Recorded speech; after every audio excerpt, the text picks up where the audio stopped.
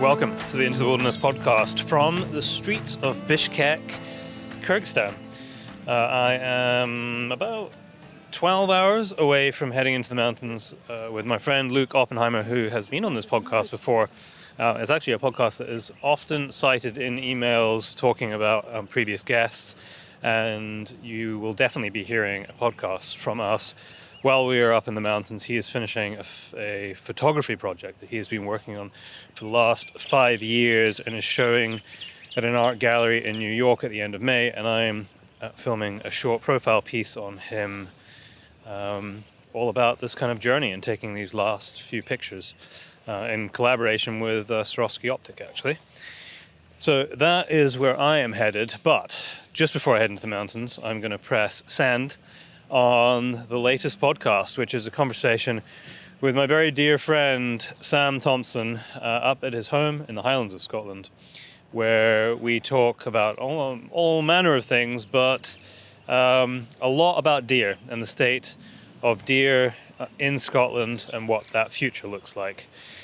As always, an incredibly entertaining conversation, and so I will hold you up no further other than to thank this week's top-tier Patreons, who include Richard McNeil, Ronnie Speakman of RD Contracting, James Marchington, South Esher, the whole team at South Esher Stalking, Dick Ekstrom and Mark Zabrowski of Rushbrook Knives, Leslie Cumming, and the team at Gilly UK Clothing.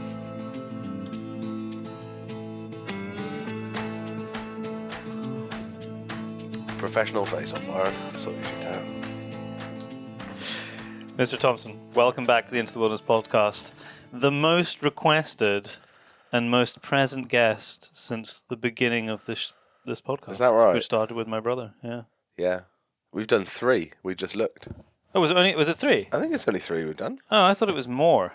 I think we've only But to done be 3. fair, most of those shows were about 3 hours long. Yeah. Yeah. So we're sitting here in Sam's house, up in the Highlands, north of Inverness. It is January 2024. January the 7th, to be precise. Yeah, I've done 3. The first one was in 2018, 2019, and 2022. Amazing. So I'm going to adjust that mic just slightly because I think it's going to rub on your gilet. Ah, yes. Let's do it.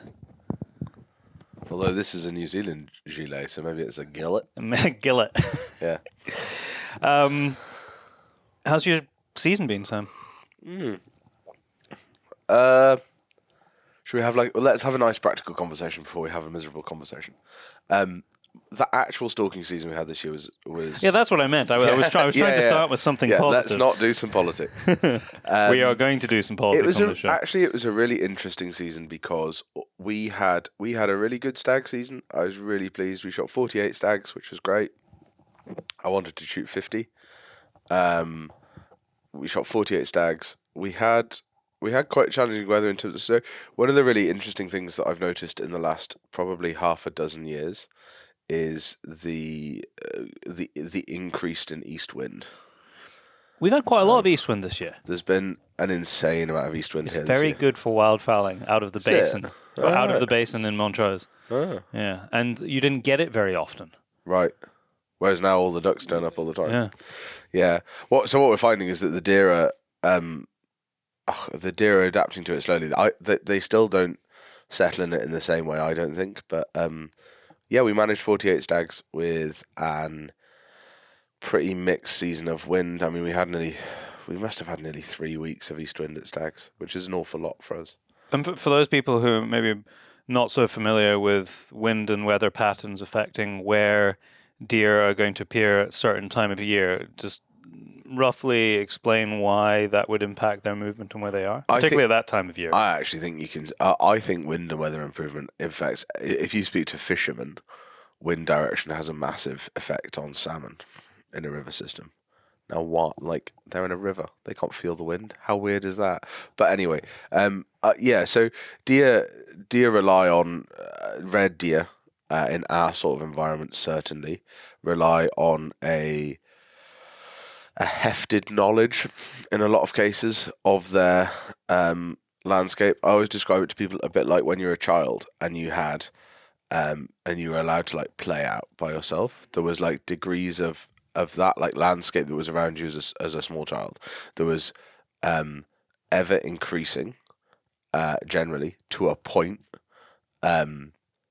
areas in which like you played. So there was like your back garden, which was like that was like your territory, and you could have found Safe haven. you could have found your way around that in the dark, literally.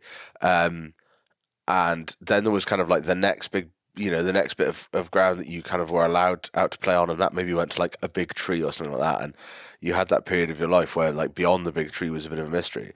And then at some like being in Lord of the Rings, beyond the Shire. Yeah. And then at some point, I don't know, maybe this is just me, but at some point you were like old enough and responsible enough to kind of like go where you like. Mm-hmm. But ultimately you probably found everything you needed in terms of where you wanted to play, like roughly not very far from that big tree. So you end up with this kind of like a territory, which is how Red Deer works. They have a territory, and this is disputed, but this is what I think. They have a kind of a territory, which is almost like their back garden, which is like, that's generally where they'll occupy in the winter and in bad weather because they know they can get shelter. And then they have that range, which is kind of like the deer equivalent of the child and the big tree, or maybe the road, or the big dry stone wall, or whatever that kind of that next bit, which you know reasonably well, and you can look after yourself and you're not that scared of. But then beyond that is kind of like the big wide world that you don't know. And I think that's how our deer work. In Scotland, I mean, it's so changeable. I was reading a book recently, a really old book by the old Duke of Portland, who had the what we call the Welbeck Estates, which is like Langwell, Berridale, and Braemore, which are up in the far northeast of Scotland. And he had that from pretty much its inception of a deer forest, from when it was afforested, is the term we used. So they cleared the sheep. In some cases, they cleared the people. I don't actually think he did, because I don't think there was anybody there. But, they basically were like, right, okay, this, however many acres of land, that's going to be a deer forest now. And there's a really quite detailed account of a stag that was shot there that was also seen in a number of other locations in Scotland that season. It was a 3-horn stag, so it was a 10-point really 3-horn stag. It was quite unique, and it had been missed on an estate. So that's like for you and people that know the north of Scotland, that's not very far from a place called Helmsdale, which is like quite far northeast. That stag was also missed on the Dundonald Forest, which is just south of Ullapool. So you're looking at a deer that's travelled a phenomenal distance. That stag in that season to be missed in one place and then killed in that other place, and photographs was sent to the people that missed the stag, and they confirmed it was the same stag. And that, maybe there was just less deer in the landscape, but at that point in their history, they were very transient. And now we probably don't see that level of travel, but I do think that deer travel more than people think. Which is a very long-winded way to say that the reason an east wind matters is because they have to move into different places to get cover from it. Because they're always optimizing for feed and shelter. Feed, shelter, and being left alone. That's all that deer really look for. They you might find that, and also in an east wind, I think probably the biggest impact isn't that they'll settle in different places. It's the fact that they don't settle very well, because generally east winds come with like a bit of high pressure, and they're generally quite light. Or in the winter, they're really cold and they come with loads of snow, which again changes. But in the stag season this year, our east winds were generally quite light. It was generally quite warm, and so the deer would pick somewhere that had a bit of shelter from that wind, but they wouldn't settle properly like they would in a good steadily southwesterly or westerly wind. So the stalking can be really challenging, and it can make it really hard to deliver culls, because if the deer aren't in if the deer are in different places, it's not that you can't stalk them, but it's that a lot of your infrastructure in terms of where you can get a deer out and where you can get a horse or a machine to, that is affected by the fact that deer aren't in those kind of like, here, in a normal wind day in the stag season, I know that there'll be stags holding on the Wallach Ridge, and this is my 3rd season here. This is the first time that we haven't really shot any stags of any number off that area at all, because they just weren't there. So it just changes. It means that you have to be flexible. It means that you can't kind of rely on just going to those same places that perhaps people go to regardless, because you don't need to really think too much about where the deer will be, because your wind is generally the same. A season like this, when the wind's all over the place, you've got to be all over the place. You've got to move to that. But you had a busy year, and people wanting to come, wanting to participate, booking weeks. Massive. I think we're I don't know if anywhere's a traditional deer forest anymore, but we let with the lodge. We try and store with ponies. That was again so that because we had these east winds and such changeable wind, we really struggled to use the horses this year, because we don't trailer the horses out. They walk out from home. So you've kind of got to like pre-plan where you're going to put your horse, because the horse has got to get there in advance of you, because it takes them a long time to get out. And we just struggled to match the planning up with where we ended up in a day. But yeah, because we're quite traditional, there's quite a demand for that kind of stalking, it seems, and there's a lot of estates going away from that kind of stalking. Well, with ponies. Well, just traditional, letting traditional stag stalking. And so like it was done historically, letting the whole week with a lodge. Yeah. And all the and just, I think also just full stop, there are less people letting high quality hill stalking nowadays, because there's less estates doing it, because more estates, and this is us back on that bloody politics after saying we weren't going to do it 2 minutes ago. But there's just so much change, and there's so many estates that even 5 years ago we're shooting 50 stags and letting them to guests and shooting the majority of them with guests. A lot of those places now are reducing deer densities and changing management objectives, and therefore they're not letting. So, are you seeing a shift in the clientele? Like where they're from, the kind of clientele it is, how they got into it? Yeah. I don't necessarily mean like in the last 3 years here, but I just mean your career so far. I think there's a massive. I actually think there's always been, and I haven't been doing it for 50 years, so I'm probably not the man to comment. But I think there's never been a lack of ladies going stalking. There's always been ladies stalking. I don't think it's actually been as sexist in its demographic as, say, game shooting has been. I think game shooting was much more male dominated. I think there's something in the fact that generally whole family groups will come stalking, that quite often, because it's multiple days, it's a whole trip away. It's a holiday, and there's generally a bit of fishing, and there might be a bit of shooting, and there's some holidaying. People will go rowing boats around, going hill walking, whatever. There's always been, it's always been, I think, perhaps more accessible to, that very traditional kind of like daughters, wives, girlfriends, sisters, rather than just, I'm going shooting on a Saturday and I'll be back Saturday evening or Sunday morning or something like that, and I'm going to go and shoot pheasants with my friends. Because you're away for a week, generally there's that. But I'd say it's maybe not a 50-50 mix with us now, but I'd certainly 30 to 30+ % of our clientele will be ladies. And the age demographic is massively varied. Do you think it's got younger or not? Yeah, but I think I may be biased, because I think young people maybe like stalking with young people. Yeah. So I think I maybe do get younger guests. Yeah. But there's a really good interest from the young people in coming stalking, and that's a mixture as well of people whose families have always stalked, and people who have got into it from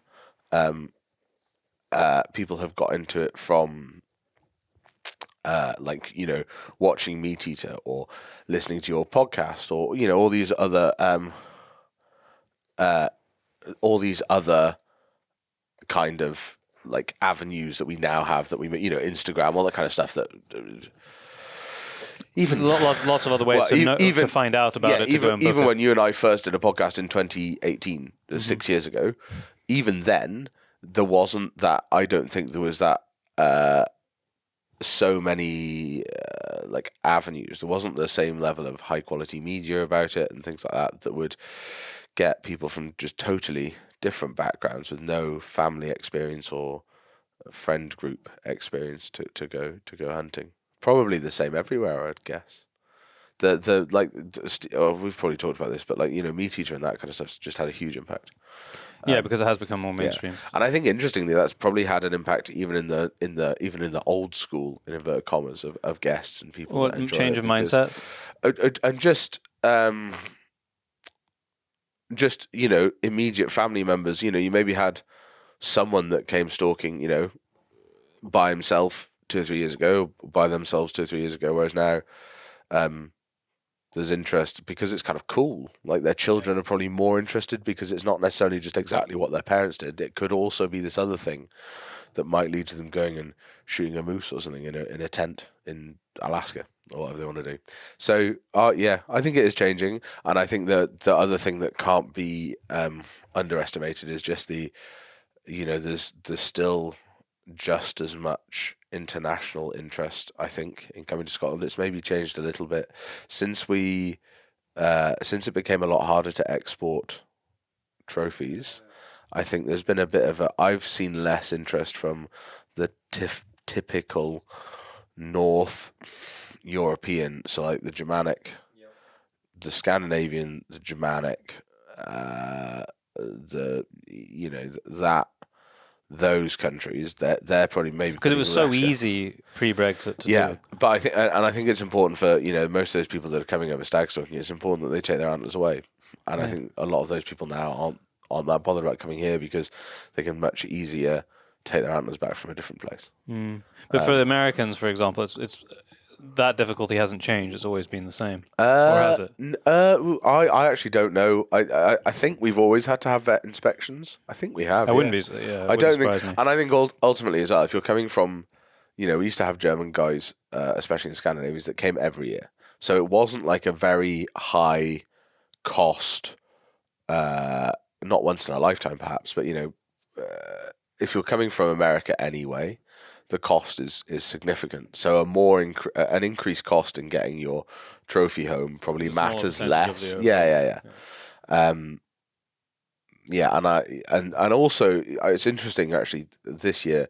So obviously and we maybe talked about this before, but there's been, because of the wild boar population expansion in Europe, there's suddenly been like quite an increase. I think maybe not a move away, but certainly if I listen to some of the guests that I speak to, there's a change in the hunting style. The big driven boar hunts now in Germany are less, you're not shooting the same big numbers.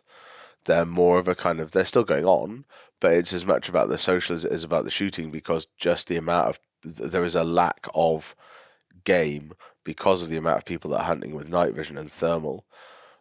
In high stands, and also, a lot of German hunters in certain areas of Germany have big problems with wolf populations and the impact that's have. But most people, from what I hear, most of the impact seems to have come from the hunting. So technology changes, community wanting to do that more than. Well, the fact that they can come home, they can suddenly go hunting 3 or 4 times a week, or rather once every 2 weeks. Because they can go home and they can go and sit in put the kids to bed, have their supper, and go and sit in a high seat for 2 hours and shoot a pig.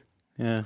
And they couldn't do that before the thermal, because there was no, or not that I'm aware of, and I'm not an expert, but there wasn't like a great lamping culture there. I think it was actually illegal. Yeah, but they've legalised, and I know, speaking to a Finnish guy, that they had a big whitetail problem, so they opened. You forget that there's whitetail in Finland. Yeah, they opened night vision and thermal in Finland, and suddenly like 90% of whitetail that were getting shot was getting shot in the dark. They did that for a period of time, and then they closed it again because they've reduced that population, and it's kind of fine. Okay. I think in Germany I had this conversation twice this season with different guests from different areas of Germany, that the boar population is now much reduced.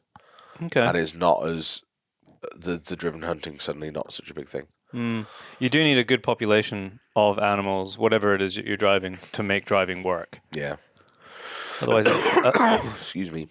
Otherwise, it's very dull. Or you do what the Scandis do, and you have like one dog, or a very small number and a different type of driven hunt. Yeah. And you eat a lot of sausages sat on a little folding rucksack stool. There's a lot of sitting around looking at nothing. Yeah, waiting. Very little happening. Cold. But so I think that's quite interesting. I mean, we're also seeing boar expansion here. Maybe that's something we could talk about before we get into the more depressing politics of here. So that's really interesting. So our next door neighbour here shot like 2 pigs this season, which is, I think, quite cool. I have a really good friend who is a forestry commissioner in the Forest of Dean, Dan, who you've met. And I'm just that's well known for pigs. Yeah. And they've had a lot there, and he had a lot to do with them. And like, I've had that chat with him a couple of times, like, oh, the piggies are close, that's exciting. And he's like, it's not exciting, it's very bad. You don't want them, they're terrible. And I have no experience with them at all. But I think, funny enough, all the politics that we keep putting off talking about, but we'll end up talking about, I was having that chat with a couple of people just recently, and both of them, from very different backgrounds, both said, well, maybe we've got 10 years of all this stuff about deer, but maybe we've got 20, but in the near future, it's going to become a massive wild boar issue, and the deer will be a secondary influence. Yeah. People won't be as bothered about them because once they see how destructive those guys are. And so, I mean, I don't know. I really don't know about it, but it's really interesting. Someone was telling me that there's like 8,000 boar in the Great Glen now.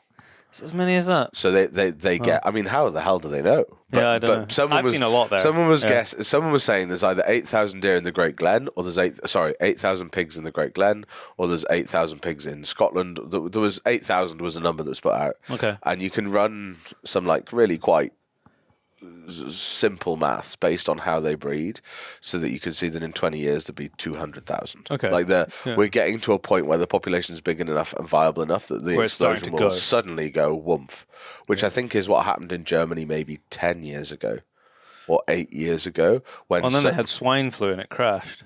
Yeah, and then it got really high again, didn't it? Yeah. I think there was the post swine flu and it climbed up. I can't remember. I remember that season So like 2017 season that I met you, that season I remember talking to a lot. We had a lot of German guests there, and they were all talking about the really high densities of boar and the fact that they all thought that night vision and thermal might be the way to do it.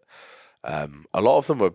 I don't know if that. I think the French got quite into archery and like crossbow hunting them and stuff because it was silent, so that you weren't spooking them all away from the feeders. And yeah, it would be an interesting thing. There's a lady's just written a book. I think it's a lady's just written a book about wild boar in Britain called. I saw it advertised. I think it's called Uprooted or something like that. And I've pre-ordered that on Amazon, or maybe I've ordered that on Amazon. I'm not really sure, but I'm quite keen to read that and see what the angle is. Do you think that there's been enough preparation for what is coming with it, or do you think it's like it's not really that much of an issue now? Let's deal with it tomorrow. In terms of the people who make these regulations, an understanding of it. I think it will be very, like we were talking about earlier, I think it will be very like the Seeker situation that we're in now, in that it's not really, there's not resource put into research, there's not resources enough put into researching it. It's understated, and it builds quietly, and suddenly becomes a fairly colossal issue at some point. I know, so at a deer meeting in early 2023, maybe like our spring meeting in 2023, the regional deer management group, we have meetings, and I was speaking to the government chappie that was there, and his angle was that we're calling them feral pigs in Scotland. We're not calling them wild boar. It's that we're referring to them as feral pigs. And that was one of those things that was made very clear for obviously some reason that I'm ignorant to, and that they are now mapping sightings. So there's like an online service, and you can go on and you can log that you've seen or shot or whatever a wild boar. So they obviously are trying to make some headway into dealing with the issue. But I think Nature Scot, which used to be Scottish Natural Heritage, I think they're just so busy and under-resourced anyway. I'm sure there's lots of people that would love to research boar and try and, anticipate, plan, but I just don't think there's the resources or the people there to do it. So you mentioned Seeker deer species, one of the 6 that we have in the UK. Give us a bit of background on that and why you bring that up as a sort of a parallel example that has happened in the past and this continues to happen. As a bad example. Yeah. That's funny. So Sika deer have been in, and this is fag packety stuff, so it might be wrong, and I'm sure some very clever people will email you and fervently tell you that I will Sam forward it got right on to you, wrong. and you can Yeah. respond to them. I think it was around 1900. I think it was in the late 19th century that Sika deer were brought from Asia, where they're native to the United Kingdom, as well as a great number of other places across the world as an ornamental deer species. And for our purposes in Scotland, we're really talking about the Japanese Sika deer. There's also a Manchurian Sika deer. I think there's a Shiska. There's like a Chinese Sika deer from somewhere called like Shishka region or something like that. There's a few different Sika species, but ultimately up here, I mean, there's a very strong Sika population throughout the west coast of Scotland. The Monlia Mountains have Sika deer as well. They're in the borders. There's quite a strong population that escaped Tweed from Hoyk. Valley. Yeah, Hoyk Botanic Garden. Is that where they came Hoyk from? they came from originally. And in the north, Rose Hall near Legg had a captive population that have been out for a long time, and they've expanded all the way, right up to Big House on the north coast of Scotland, through Strathoikel, Strathcarron, all the way through East and West Ross. There's now a Sika deer present. So in a lot of Scotland. In a lot of Scotland. And None by me yet, I don't think. I never heard of any. don't think so. So the Cairngorms is this interesting. The Cairngorms National Park, which you're at the bottom of. People will say there's no Sika in the Cairngorms, but there definitely is, and there's definitely Sika close by. Do you think that's more? Is that more northern side? Yeah, so like Newton Moor. Yep. So like Newton Moor, Kingoosey, there's been Sika there for a long time, and I'm sure they're pushing into Speyside. It will be interesting to see whether they go, how they would get into, say, Deeside and then the Angus Glens. I don't know how that would work. I wonder if we'll eventually get them from the north then, rather than the south. They certainly aren't afraid of height. I've shot Sika at 800 meters above sea level, very, very far away from a tree, and they're a forest species apparently, but they are really adaptable. I was told recently that they are the single most successful invasive species on the planet at present, and there is expanding populations of them on every continent apart from Antarctica, which is... That would be impressive. It's impressive, and It would be impressive if it's in Antarctica. yeah, well, against it the would. penguins. A very chilly Sika deer. Well, but there's a thing that there's a thing in Japan in Japan they're like really heavily protected in a lot of places. There's not a lot of hunting of them, but there was a really interesting thing on Nat Geo a couple of years ago. I must have sent you this. I don't think you have. And they were like, they weren't hybridizing with monkeys, but they were trying hard. The Sika were. Yeah. So female Sika deer and male monkeys, and just go and Google it. Just like monkey Sika deer, National That's Geographic. bizarre. Something like that. It was some very interesting film footage. Yeah. Sam Thompson always lowering the tone. But yeah, so there's a real, so they can hybridize with red deer. Yeah. So that's the first thing. So the big alarm. That was the first time I was ever aware of Sika as a species when I was much younger, was conversations, this is down in Tweed Valley, of the issue of them hybridizing. Yeah, and that was. Oh, I mean, to be absolutely honest with you, the 80s. So in the 80s, the Red Deer Commission, which was the forerunner of the Deer Commission, which was the forerunner of SNH, now NH Scott, or parts of it, or whatever. The Red Deer Commission became aware and alarmed of them.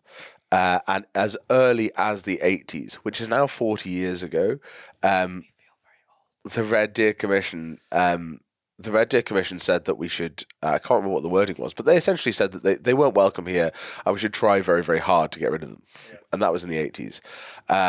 And some people did try very hard.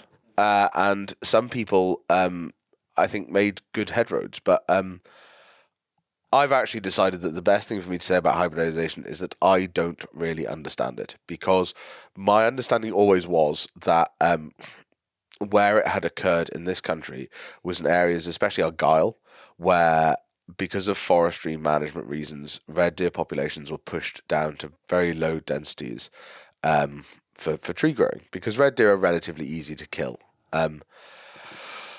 And the way that Sika deer spread is that the young male deer spread out and take territories, and then the female deer follow. So there was young male Sika deer were spreading out into areas where there was no female Sika deer, and no or very few male red deer because of culling pressure. But because as early as then you could shoot red deer all year round. For forestry protection purposes, male red deer all year round for forestry protection purposes. You couldn't shoot female deer all year round. So ultimately, as in a lot of cases still is the case, the majority of the cull was made up of male deer. So you had a dormant, almost, from a breeding point of view, fairly dormant herd of red hinds that just didn't have access to red stags, and male Sika deer arrived colonizing the area and went, well, yeehaw. Yeah, absolutely. Will you stand for me? Oh, you will, because you're very desperate, and I'm colonizing. So they went and they colonized. So we had hybridization. Almost sounds like human history. Yeah. So there was hybridation occurred then, and in fact, it would be an amazing podcast. Someone like Josephine Pemberton would, I'm sure, be able to do a fantastic podcast and explain it in proper detail, not like me. So hybridization happened then. People got quite worried about it and started shooting Sika deer very hard, and they started worried about it because we were concerned we would lose our native red deer as a species. Yeah, and 40 years ago we actually gave a shit about our native red deer, so that was an issue. And the Red Deer Commission, were pretty concerned about that. I've been told that they ran a service where you could submit lower jaw bones, they could genetically test them to see if there's any hybridization and this kind of stuff. And I was always under the impression that was where hybridization occurred, was that you had to have this kind of like imbalance in your deer herd, and the Sika so they were kind of forced into a position. And I've seen Sika deer running with red deer at various times in my career, and in various, I've seen Sika hinds moving with Sika hinds. With red hinds. I've seen them both grazing on similar areas. I've seen Sika stags running with red stags. I've seen Sika hinds running with red hinds. There's certainly not. They don't struggle to share the same territory and ground. But I've never seen a Sika hind holding red deer. Now that's probably a Sika stag holding red hinds, or trying to, and that's maybe because of where that's happening is maybe just in really thick forest. Maybe I've just not been in the right place at the right time. Who knows? But I think hybridization is one of those things that we don't really understand a great deal about. And if I'm honest, I don't think we really understand a great deal about Sika deer at all. There's not any great research that I'm aware of going on. The government line, and I think rightly so, is that they're an invasive non-native and that they should be... Why would they have a season for them if they're an invasive species? They must be the only invasive species that actually has a season. I might be wrong in that, but it's... it would feel... Well, people say brown hares are invasive, don't they? Well, they've been kind of naturalized because it was so long ago. Yeah. It was the Romans that brought the brown hair. The logic behind giving them a season... Welfare, I'm assuming. Welfare, and I would probably go back, I would guess, to before it being a thing. Oh, okay. They were probably in parks or whatever they were. I don't know. But that's, and obviously we've lost the male Sika deer season in 2023, along with all our other male seasons. But yeah, so this population has absolutely grown under the watchful eye of the government, who were telling everybody to deal with it, but not really. There's never been a great pressure to deal with it from a Nature Scott type level, I don't think. Not to the same level as we've seen things implemented in the past and currently with red deer. Yeah, absolutely not. And the focus, and this is my big... I don't even know, even if we were to do a 2-hour podcast today, whether we could get into the nuts and bolts of what's happening in the deer world at the moment. I think you would have to do a series of podcasts which were well structured and well researched, and we all know that's not what I do. So I don't think we can, but ultimately, what we're seeing is a government that is incredibly driven to deal with what they consider to be a deer problem, and their target of that is ultimately red deer, and I would say, looking at what's being put in front of us, they are predominantly focusing on red deer in that open range scenario. Nobody seems to be particularly driven to pick up with Forest and Land Scotland, what used to be the Forestry Commission, and talk to them about their deer management. Or, there's no great drivers from the government to go into agricultural Aberdeenshire and deal with roe deer. And really, or deal with red deer there, because the red deer population there is expanding at a rate of knots. But I would say that you could almost say that they are hiding from this, this invasive non-native species, which is very much in plain sight. Ross-shire, Forest and Land Scotland in Ross-shire, their cull has changed significantly from being virtually all red and roe deer to being, I wouldn't say it's all sika deer, but I would say that sika deer are a heady number of the annual cull. And there's certainly not consultations around how should we deal with the issue of sika deer as anything separate to a bolt-on to our big deer problem that apparently is all red deer. And people. But that's a problem that's going to, I would suggest, going to exponentially increase as we increase forest cover. And how are you going to manage them in forest? And this is so. If we'll run a very simple, but I think realistic situation in that we all, the whole way that our industry's going and our government's going, there's going to be a reduction in deer numbers in Scotland. But particularly red deer numbers in Scotland. Red deer in the open range, I think, are going to bear the brunt of that. Yeah. Because, amusingly, we have the best data about them. We have the best management systems in place for those deer. We have the best understanding of those deer. And we've decided that it's their fault. And it's the fault of people that want to have red deer in an open range scenario for deer stalking. And the mismanagement by those people has led us to the situation that we're in now, where apparently we have a mass deer problem. And it's amazing when you start, just talking to hill walkers or reading comments on, applicable journalist pieces on The Guardian or The Times or wherever. The country is convinced, and the scientific community, in the most part, or the environmental community, let's say, not the scientific community, the environmental community is absolutely adamant that we have hordes of red deer doing untold damage to every piece of native ecosystem in Scotland.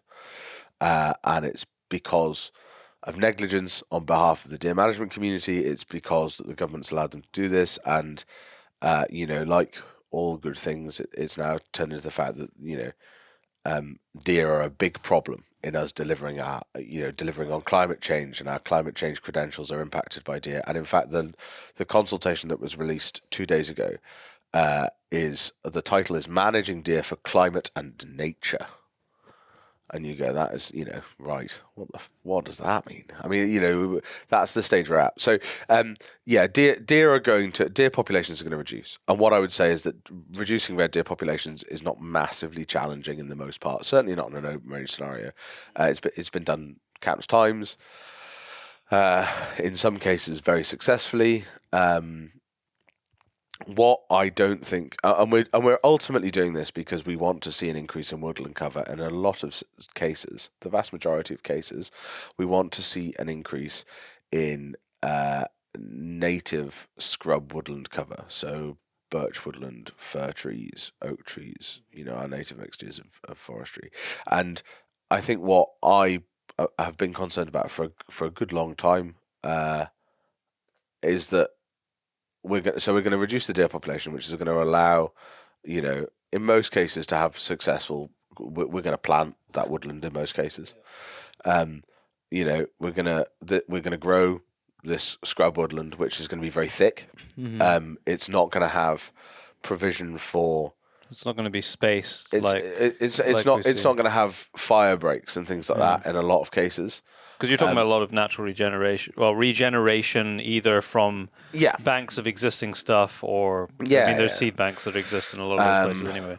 Or even in a lot of ways that trees are being planted, we're not seeing provision for herbivore management in that. If you can plant a whole field or a whole hillside. In a lot of cases, it's being planted with minimal infrastructure for herbivore management going forward, which has long been. I mean, Christ, you can read Ronnie Rose's book from like the early '80s, Yeah, and he was banging on the door of intelligent forest design, and I think intelligent forest design is just not something that exists in Scotland. What's that called again? That book, something of nature. Working with nature, Working with nature, or working for nature, Yeah. something like that. It's got a picture of a stag on the front. Does yeah.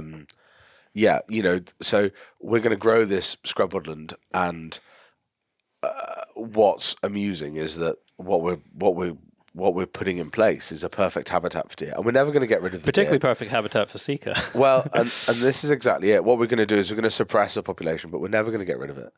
And then we're going to create a phenomenal habitat for them.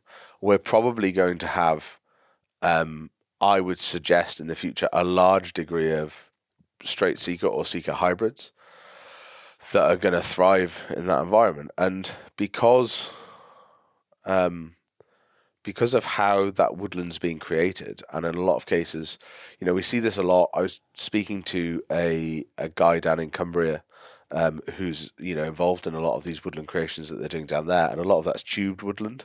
Okay, so not fence, but just not in fence, tubes. but tubes. And we, big storms a couple of weeks ago, and he said there's, in one particular scheme that he's working on, there's been massive, tubes have been blown down en masse. And he said to the forest manager, whoever it is that's in charge of this, that we really need to get them stood up to grow the trees. And the answer is that there isn't time, so it's not going to happen. Now, what that means is, although ironically we those of us that have done a little bit of this, and we all know that in woodland you need open areas to manage deer. Yeah. What we're going to have, the open areas we're going to have in that environment, is going to be a 20-foot circle or square or whatever shape you end up with, where all the tubes blow down and the trees won't grow. Yeah. But that isn't going to be any use for managing deer. What that's going to be is a really amazing little glade For feeding. for them to feed in. But you'll never be able to get into it and shoot them out of it because it's too small an area, and it's not a ride system that you can stalk and manipulate and utilize. And allow the deer to feed on areas so that you can stalk into them and shoot them. It's going to be these little pockets of open that ultimately mean that on a large scale there probably won't be the requirement for deer to break cover. Mm-hmm. So we'll end up with a probably non-native deer herd that are nocturnal, because we've legalized, or last year, sorry, I should say, we've legalized night vision and thermal optics, so they're going to be terrified of any sort of light. You still need to apply for a license for that? Yeah, so you still need I think it's an 18.2 authorization to shoot at night, but you then can use night vision and thermal. And the majority of deer shot in forestry, I would hazard a guess, the majority is shot in the dark already with lights, so that's not a massive change. But it is interesting. So we're going to have these deer that are going to be not a native species, very intelligent, very good at evading people and pressure, and with this phenomenal habitat to do that in, because as soon as, it'll be easy when the trees are 2 foot tall, but by the time the trees are 10 foot tall, you'll be able to see into it with a thermal drone, yes. In the thin bits. In the winter, maybe. But ultimately, from a deer stalking point of view, you're going to really struggle. And even with thermal. Yeah, as we just saw the other day when we were playing with some thermal, it's going to be very difficult to manage those deer. And the big the big driver for that, I think, is just going to be the scale of that environment. And so you're going to end up with creating a perfect habitat for deer not to be managed in, but deer to thrive in. An invasive, non-native species of deer that's incredibly successful, that's very hard to manage. And really, and at that point, that's not that far down the road. We're not talking about this is going to be a 200-year problem. No, we're talking like 20, 30 years. Yeah, when those trees are 10 foot tall, we're going to be in serious trouble. And I think that's just, that sadly, and then you add in wild boar to that mixture, feral pigs, what we're supposed to call them, that's like a whole other.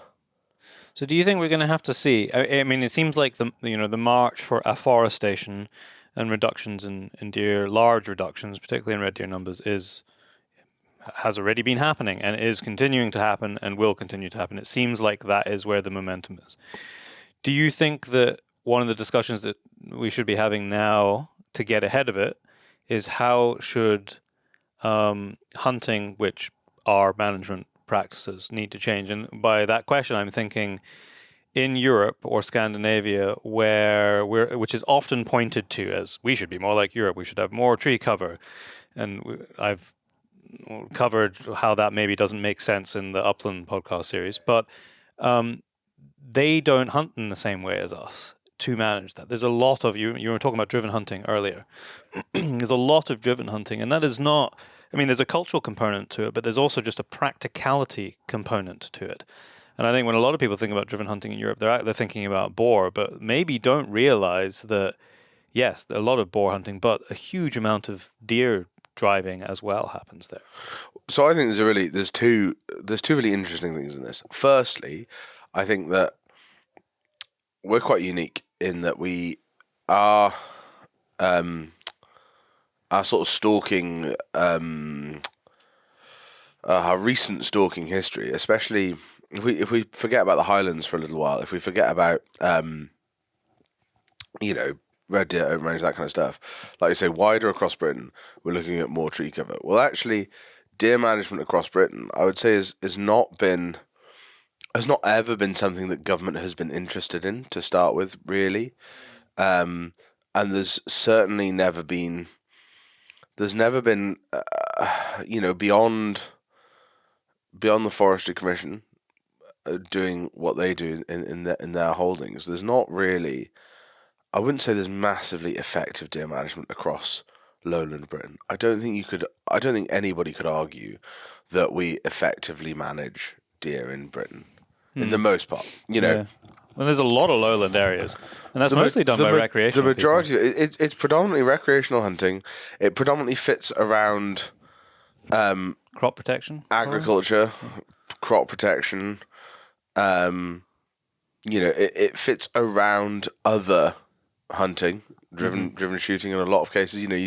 A lot of people in England have, well, certainly used to say, and probably still do say that, I stalk on this bit, but I don't stalk there during the winter because it's the shooting season and the gamekeeper doesn't want me on shooting deer. So that's really common in England. Yeah. And I think this is, there's more money being put behind forestry in terms of grants and things like that. So those parts of our country are going to have to start taking this a lot more seriously.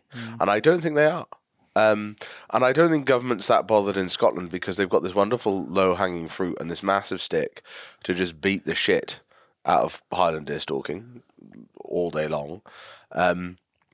And they're not actually there like, right, okay, let's look at upskilling the recreational stalking community, or let's look at, There's certainly no funding available. No, I mean, there's the Lowland Deer Network, but really, I don't think that's done anything. I only know a couple of people involved with it. One over in Aberdeenshire, and he's the first person to say that it's the most, it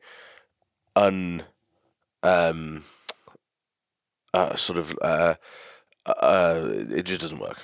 I can't think of the word I'm trying to say, but it doesn't drive anything. They'll have meetings and people talk things to him around, but there isn't that kind of. And we're relatively new to it in the Highlands as well. Deer management groups have only really been going since the Second World War, but even so, that's long enough that we've made, in the most part, quite effective, landscape scale deer management a thing. And if you look at those other countries, like you say in Scandinavia, the government is far more involved in organising, not necessarily carrying out, but organising that deer and other herbivore management. They're setting culls, they're working with hunting clubs, they're doing all these things. And our government isn't bothered. I mean, I think when the government, when Natural England, whoever wakes up to this, the realisation that, there is huge populations of fallow There are massive, the very And that's wide. before talking about the little ones. That's the massively widespread muntjac populations. Plus in some states it's just expanding deer populations at large, because you have, and I think ultimately in a lot of cases that's not because that's being stalked recreationally and people don't have the skill set. I think actually in a lot of cases it's because there isn't access to all of the deer range. So they have these little pockets. sanctuaries where deer can escape to, and it'll be exactly the same with pigs. And again, my friend that worked in the Forest of Dean, he just said in that environment, working with high-powered rifles alongside human access, they talk about a thing called the forest fear. You speak to Dan and Jacob about this. Like, it's fascinating. You get so used to second guessing yourself that someone is going to turn up that you just become ineffective at killing things, because you're just like, I better not take that shot because you just don't know. And so they'll pass up. And that's not about not having safe backstop or anything. It's that's just because someone can turn up flying around a corner on an e-bike anywhere at any moment. And there's people, there's people in ghillie suits photographing deer, and there's all these things going on. Added to the fact, certainly in the south of England, we have this very aggressive anti-hunting. It's not a lobby, but this kind of community of cutting tires on Forestry Commission Ranger pickups. Does that happen a lot? I think it happens enough. Yeah. And because they're killing deer. Because they're killing deer. What the great irony, because they're probably the same activists that are on the climate change marches, which is apparently why we're killing all the deer. Yeah. But I think ultimately, and it's one of the interesting things. This most recent consultation that we've got in Scotland, the climate and nature, managing deer for climate and nature consultation. One of the things that talks about is shooting deer with shotguns. Now, you should be able to. As in making it. So at the moment, I think in Scotland you can only use a shotgun for humane dispatch of deer or for protecting crops. Ultimately, because that's been the go for a long time since the 60s, and it's because crofters might have had a shotgun and they could put some AA or some SSG or whatever the hell you put in them, and they could shoot some deer off silage barks, perhaps. Now, I think that's actually a good thing. I think we're dealing with. In Aberdeenshire now, it's not uncommon to see, and probably other places as well that I'm not familiar with, but, anecdotally from friends, the guys that are stalking there, they're not seeing 1 or 2 roe deer. They're seeing 15 or 20 roe deer in a field. Mm-hmm. They have herds of roe deer. That's like where I live. Yeah. And I counted 30 in one night in 4 fields. And you're not supposed to have herds of 30 roe deer because they're not a herding species. And I think 10 years ago there wasn't herds of 30 roe deer. The best and safest way in a lot of cases, and this is the interesting thing in Scotland, where we also, I think, it's all well and good having conversations about things like, how are we going to manage the deer? But what the conversation that they won't have is, how do we manage public access? How do we, it's not just about... You're never going to rewind that in Scotland. Well, no, but I think we could look at temporarily closing areas. During key times during something, and this links in with the Scandinavian chat. If we're looking at, well, how do we manage roe deer in this woodland area where actually it does not suit, rifle stalking or night shooting or the standard tools in our toolbox. And there's going to be a lot of those places eventually. Yeah. If you go back, if you go pre-Second World War, how did people kill roe deer in Britain? They did it with drives, and they shot them with shotguns. All right, they snared a lot as well. But, driving roe deer to guns was something that we did an awful lot of, and it worked very well. It worked too well in some cases. And roe deer were in trouble at various points in history. But, that's, again, shooting deer with a shotgun is something that, done properly, can be very safe. It can be very humane, and it can be done with welfare at the forefront of the mind. But that's going to require working with dogs, though. That's going to require working with dogs. Which leads into something else that's happened recently. So we've now got to use more than 2 dogs to hunt any mammal. You now need to apply for an individual license. But there is, interestingly, going back to that seeker conversation, and maybe the feral pig thing, you can apply for a license. It's not just for foxhounds, for protecting, endangered ecosystems and species. It's also for, it can also be for invasive species. So what I am hoping is that mink, yes, but what I'm hoping is that we'll be able to apply for a license to drive non-native species out of areas so that we can shoot them, or to put them into areas where we can shoot them. And I'm not talking about a driven deer shoot. I'm talking about moving deer being or able pigs to push them out to a of gun. covered Moving them areas. out of cover so that they are shot probably stationary, probably with a rifle in a lot of cases, but that, as they do in Scandinavia, you're not always shooting a running animal. This isn't about making making driven boar hunting what we do. It's just, if we want to be effective in actually delivering all this stuff that the government keep telling us we have to deliver, then we should be looking at those areas as much as we should be looking at the open hill. And the reason they won't want to do that is because they have no infrastructure for that. There's an infrastructure in place for them already to carry out a helicopter count too many deer, and put people into a Section 7 or one of the new, it's called a Deer Management Nature Restoration Order. That's what they've proposed. They'll be able to put those in very easily, and they'll be able to push on the open range deer management system to drive those numbers down. And it's also, that's easily done because we have a reasonably good handle on how many deer we have in those environments. Whereas where you live, lowland, rural Angus, no one really knows, and no one's making any effort to find out. But helicopter counts in the future are going to become very ineffective. I don't. As soon as you get a certain level of cover, yeah, they're going to be completely ineffective. Yeah. So there's a guy called Ben Harrower who is doing. He's an ex-Forestry Commission wildlife ranger manager, and he has some really sort of sexy, very expensive thermal drone technology, and he's doing some counts of thermal drones. And the other methodology that is proven to work well is the Strathcollie dung counting methodology of deer usage of an area. But you've got to bear in mind... How do you sex them, though? Well, you don't. You're not even looking at deer Even with thermal, you can't... Oh, with the thermal, he can, yeah. You the can thermal's yeah, but it doesn't work well in like a really dense, mature commercial plantation. I don't think you'll get through that canopy. But in scrub woodland, it will be effective to some degree. Yeah. What I think is interesting, so the other method is counting dung on transects. Which has been done for a very long time. But yeah, I mean, Dougie Campbell started doing that in probably the 80s. And that is widely regarded as being accurate. The Forestry Commission have used that for their baselines for a long time. But it has a confidence value of 40% plus or minus. So I mean, it's very useful for trends. I don't think it's that useful in my mind for absolute population numbers, but it will show you if something's going up or down. It's showing you because usage. confidence 40% is like kind of pointless. Like, that's massive. It is. That doesn't tell you whether you should do, if it's 40% either side of something, it doesn't tell you whether you should take action or not. But it's much better than nothing. It's much better than old Tom telling you that there's 10 road deer. No, this is true. But as a base, as a trend, it'll show you. It'll still show you trends. If which you is shoot useful. lots of them, there'll be less of them, so you do know you're winning. Whereas actually, I think so much ineffective deer management is carried out in lowland and woodland scenarios because people don't understand how many deer they're trying to control in the first place. Yeah. So if you shoot a load of deer and you stop seeing them, people think that they've won. And in actual fact, you might not have done. You've probably changed their behaviour. And push them into nighttime or something. Push them into nocturnal behaviour, push them into different areas of cover, push them into utilising it differently. You potentially haven't got to the bottom of it.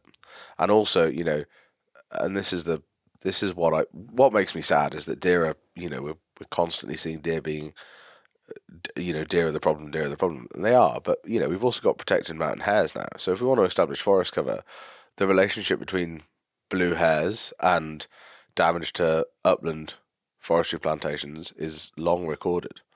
And you sort of sit there going, so we've protected blue hares because that was a good point scoring exercise from the Greens against grouse moors. That's absolutely fine. But that goes against what we're doing with deer. Are they going to be able to control them under some sort of licensing? I wonder. You can apply for a license SIs? for woodlands, I think. No, for you establishing can for woodland. I woodland. believe so. It's not something I've had to do since it's been banned. So I haven't worked anywhere with blue hares since before. The thing that's crazy about that is that if we're serious about protecting them, which has happened, because we're concerned about their population and range, then there shouldn't be forests being planted in places where they currently exist anyway, because they're not going to exist inside a forest. No, because that's not where they live. Not once it's properly established. In the initial stages they will, but they'll soon be pushed out of that. there's a lot of clashes in ideologies here. I think the Scottish government's just in a. I think it's in a position where it has an agenda, and the agenda has to. We're looking at this latest consultation. It very clearly states this. So our deer management nature restoration order that isn't going to, unlike so at the moment there's provision within the Deer Act for sections like Section 7 agreements. So the government getting involved with deer management on an area basis because of damage to an important habitat. Now, where you have things forced upon you as the landowner. Well, you enter into a voluntary agreement with them to reduce the deer density to bring it in line with this because, that's the right thing to do. It can be demonstrated that the deer are causing damage. Now, the new DMNRO, which we'll just call the new order. The new order. Yeah, the new order, which they've put forward as a proposal on Friday, that they're very clearly stating that there is no baseline understanding of damage or impact is going to be required for that. So this is going to be put onto an area because Nature Scott believes there is an environmental basis to reduce without any evidence. But without any evidence. Without requiring any evidence. So we're now at a point where we've got a government that has essentially said, we don't need the science now. That's pretty much what that says. We've been doing it with the science since the 90s, and it hasn't fulfilled what we want. And we're not getting what we want. So now, as well as the Section 7s that you need the science for and all the other stuff, where, you have to carry out habitat impact assessment and you have to do these things, as well as that, we'll also have this, which we can just just in case, we can basically do what we want. Yeah. And I don't even think we're at the stage of carrots and sticks because it's just a giant stick. There's just one stick and it's already been inserted. That's sadly how it feels. It's interesting. So another point of that is that there'll be funding available to help with culling and fencing and cull planning and deer counting and habitat assessments. But I think we should be habitat led in our deer management. I'm not arguing that we shouldn't, and I don't think there is really anybody that we should be arguing that we should be, degrading habitats. I think there's two interesting things here. Is that there is a belief that the only acceptable habitat now is trees. So if you've not got trees growing, then you're doing it wrong. And I've heard that stated to me by people before. Stalkers have said that to me before, and it makes me really sad because I think it shows a bit of a lack of understanding of the complexities of the environment. And I think also sorry, some music's just started in the background, which I'm not entirely sure how that's happened. It's really thrown me. I can't turn it off either. It's not playing off my phone, so I don't really know what's going on. Hang on, we're going to have to sort that before. Pause this. Hey Siri, turn the music off. Yeah, sorry, my wife's drum and bass from upstairs talk to the speaker. I don't really know. I have no idea how it is. Yeah, I didn't feel like it was the right vibe for the conversation.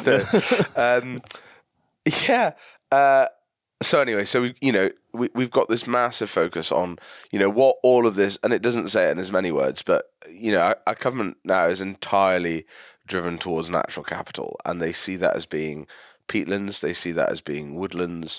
We've got Scottish Forestry are still continuing to say that there's no scientific evidence not to plant trees on peat that's less than 50 centimetres. It's total bullshit. Well, it is. And we've got so much science now that proves that in that environment, they're never going to they're never going to sequester enough carbon. Those trees are never going to make themselves carbon neutral because they cannot, because disturbing that soil, in inverted commas, is so damaging. We cannot get, you can't get back from that in the life cycle of a tree. Particularly not if if they're talking about harvestable trees, maybe just by the time it's become harvestable is at the point where it's neutralized its impact. And then they're going to cut it down. And then they're going to put a load of... And then they're going to upturn all of that stuff again to be able to replant it. Yeah. I think that's it. I wonder why there's it's either blatant ignorance or a lack of honesty. Because they have to know that there's doubt in this now. At the very least, there's doubt. I think they must, and I think at the same time they're probably sitting there. They've got tree planting targets to achieve, and where do you plant if you don't plant in the uplands? Well, you can't plant in the lowlands because the ground's worth too much. Yeah. So instead, you plant on ground that isn't worth anything at the moment, but we know is going to be worth an awful lot in the future if we listen to this natural capital discussion, and we are ruining it in the name of the environment when we've got science to prove that that's not the right thing to do in that environment. And I think we're at a stage. I had this conversation with someone just back end of this last year, where I think we're at a stage where there's no, you did the Great British Uplands podcast, and I was a very small part of that. And I had a conversation off the back of that with someone about, this fact that we are faced with this machine now. We should have, it is our fault. We weren't there 20 years ago saying this. We just rolled over and hoped it would go away. And now we're faced with the fact that it's, that the Kool-Aid has been drunk by even people in our own industry, stalking clients, people who would identify with that traditional upland land use. Even those people are saying, well, yeah, if you take the deer away, then there's natural regeneration and that's the right thing and all this kind of stuff. Well, I don't really understand how, just because a tree will grow there doesn't necessarily mean there should be a tree growing there. And I don't think that conversation, I don't think there's even any point in having that conversation now, because we're so far down this, this rabbit hole of the way that our upland management is, and this kind of holier than thou, natural capital, rewilding, all of this, kind of all of this new interest in the uplands, let's call it that. That has been grabbed by, in my opinion, in Scottish government, that has been taken by people who were bitter and angry that land reform didn't work. And it is a vehicle for that. And I think it's very hard to say anything against it without being accused of being a climate change denier or something like that. It's almost like it's like speaking against the church a few hundred years ago. Yeah, absolutely. Yeah, we are like full on Spanish Inquisition level. And you just, like you say, what do we do? With someone like myself, and I say, I'm a massive. I think riparian woodlands are really important, and I think woodland cover is very important. But I also think there's, the environment, that open range, moorland, montane land, whatever you want to, however you want to describe it, that vision of the highlands that we've had, in my opinion, for a very long time. But some people would tell you that, magically the deer came and ate all the trees 300 years ago, or whatever the fuck happened. But that landscape that you see out of my front window, or any, that part of Scotland, I think, has a value that is beyond, what can it be sold to Aviva Standard Life for in terms of sequestering carbon? I mean, that whole carbon market, and this is where land reforms, there must be some people there who just never anticipated where this would go. The price of the value of this land for genuinely, in my opinion, greenwashing by big commercial entities, building wind farms on, which I really question the scientific, the proof behind that being a long-term sustainable thing to do. All of this sudden commercialization in the last 15 years, 10 years even, and the pace that has ramped up in the last 3 years. Yeah, very quick. Just astounding. And I don't think there's anybody, I'm certainly not equipped in any way to kind of deal with that. I feel a bit like one of those cowboys sometimes you see in cowboy films that was like running away from trains and barbed wire. I was told recently that there's a hiring freeze on in Scottish government at the moment, I was told. Really? Yeah, but the only people that are actually allowed to hire at the moment are Nature Scott are looking for wildlife operations people to implement what's going on. So so the this whole is like discussion, this is the most important and that thing. ultimately, I think that's the fascinating thing. We've got another consultation. We're going to have another round of change. We're going to have more. We've potentially got these deer management, nature restoration orders coming in, and therefore, they've already talked about funding, and they're obviously going to have people to manage these things. And you sit there going, I wonder where the resource will come from. For Nature Scott to do that, I wonder how much budget Scottish government. I mean, Forest and Land Scotland spends £9 million a year shooting deer on the public estate. So, this isn't going to be Nature Scott people probably, in the most part, going out and shooting stuff at least, but it is going to take considerable resource. And you wonder, the amount of money that's getting spent on all of this. I'm 90% sure that they won't be allocating any budget for further resource. So they won't be allocating budget to see, for further resource, for further research. So they won't, they'll be resourcing this funding for fences and killing stuff and but not to see the impact on it. But ultimately, long-term monitoring of trends. The only deer research that's going on a big scale in Scotland at the moment is rum. And that's done by the University of Edinburgh. And I don't believe that's government funded at all. I might be wrong, but it's certainly not like we're expanding. Everybody's saying we've got to expand deer management, we've got to expand the amount of people involved, we've got to do all this stuff, but there's nobody saying, right, okay, well, how much money are we going to put into the science of it? How much, the feasibility, to understand how to do this well, because that's what annoys me is there's, let's say this, one of the things that annoys me, I should say, because it's growing, it's this constantly growing list at the moment.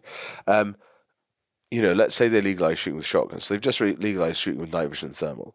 As far as I know, they've had one best practice event for doing it. They didn't have a working group to draw up new best practice guidance that we can all be sent. They had an event down at Craigmeggy,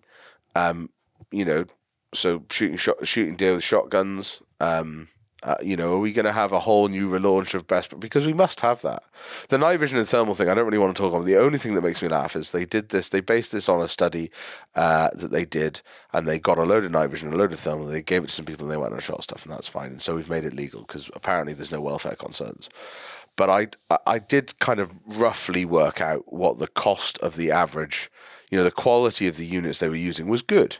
They did these tests with like relatively, with good quality equipment. What I think is interesting is that it doesn't say you can use night vision thermal if you have like a minimum spec. A minimum spec. So you could go on eBay and buy like the Ching Kwong Do thermal sight from Taiwan that is £300 or £70. Yeah. And it is a thermal sight or a night vision sight. And so it's legal to use, and people can go and shoot deer with that. You'll still need to put in a night license, but to do that, you need to get on the fit and competence register. So you need to have a level 1 and a reference, or a deer stalking level 2. So it's not a very high level of training that's required for this anyway.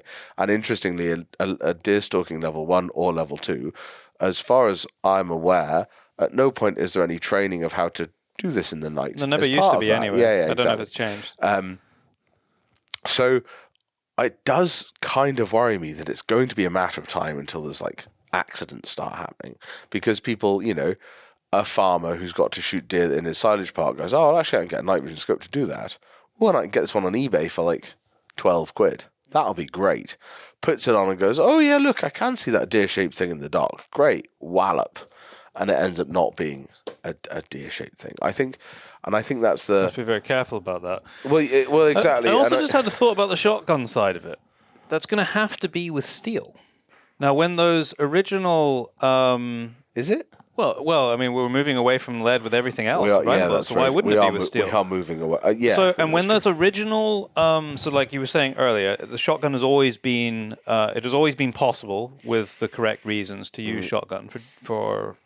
Was it all deer or just roe deer? I think it was all deer. I thought it was all deer for agricultural damage. Yeah. But when that would have been implemented, they would have been assuming. And I can't remember what the minimum size was for it, but it would have been with lead. Would have been Alpha Max, wouldn't it? Back in the day. Because it deformed. Like we know that it deforms, which is how you end up with energy loss without going into a big technical ballistics chat with us, which everybody just stopped listening. I wonder how much has been considered about the fact that for food chain stuff, in a lot of instances now, that would have to be with steel.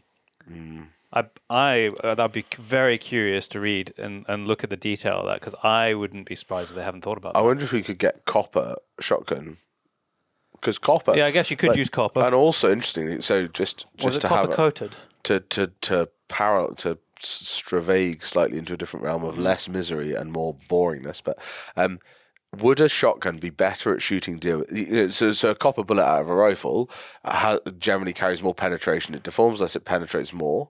Would copper shotgun pellets penetrate more and deform less, and therefore would they be more lethal compared to a lead projectile on a bigger animal? Very curious question. I don't know. Because that could be, because so shooting deer with a shotgun is something that I can see. Like I was saying earlier, I can see a degree of using that, and ultimately, it's not that I'm necessarily against using night vision and thermal for shooting deer at night, because if you're going to shoot deer at night, the quality of technology that exists now, doing it with a lamp, everybody was spotting. The guys that were night shooting any quantity of deer before the legislation change in late 2023, those guys were all spotting in, and I know a lot of people that were doing that sort of work. They were spotting with thermal, and they were shooting with, actually in the most cases, not even roof lights from vehicles, but very high powered torches mounted on the rifle. Yeah. And they were shooting, accurately to good distance. But obviously there's the issue of other deer seeing the beam, and if you put the torch on something and don't shoot it, so you can make things lamp shy. It was a logical step. I do agree to bring in the night vision and the thermal options to that, and part of the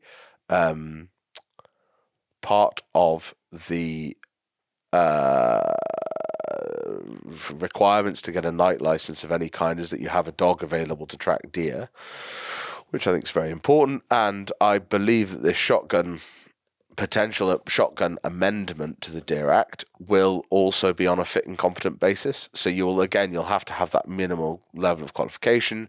You'll have to justify why you want to do it and that kind of stuff. It'll be really interesting to see how that works, because a basis of shooting deer, I don't know anybody that's going out and shooting a deer in a shotgun anywhere in the world. In parts of America it's quite common. And in parts of the continent, it's quite common, I would say, that they drive, especially roe deer and stuff, to shotguns. A lot of those on the continent, I'd say, are probably still using rifles to shoot driven. Yeah. In most instances, because it's part of bigger driving operations. Yeah, it probably is, isn't it? Yeah. I think in Scandinavia there's a bit of, shooting roe deer with shotguns. I think there certainly is. I know in in the state of New Jersey, I think it's New Jersey, the majority of deer shot are white-tailed deer, and they are generally shot with shotguns because the cover's it's just very thick woodland. But again, all of that shooting deer with a shotgun ties in with working a dog to move those deer. I don't know anywhere where shotguns are being used for any sort of stalking. Which doesn't work very well with, like we were saying, with the new. So again, regulations on dogs. So we're in an interesting. We're in an interesting time for all of this. Maybe we can kind of bring the deer discussion to a close by just considering for a moment the end result of this is a dead deer and a carcass hanging up. Yeah. And that carcass goes, in most instances in this country, to a game dealer if it's not being processed where it's shot and consumed in some manner. But the vast majority go to a game dealer, which then ends up in places. There's already a lot of very disgruntled people about the price of venison for the person pulling the trigger, which is not great. You're not getting a hell of a lot for your money. If you start to increase that number, basic supply and demand would tell you that has to be depressed even further than it is now. And yet we're not seeing any uptake in demand as the consumer of venison. And we're also not seeing a depression in the prices in the shops. No, the venison marketing. I mean, speaking to a friend of mine who's in Suffolk just back end of last week. He's getting 10 pence a kilo for muntjac. Wow. Is that just because they're kind of a pain in the ass to process? I guess, or people don't want the meat. I'm not really sure, but that's what they're getting. And his game dealer totally stopped taking fallow deer just for Christmas. Just would not take any fallow. So, and again, I think in England, again in Scotland, we've got an industry. The government wants us to shoot an extra 100,000 deer a year. Okay.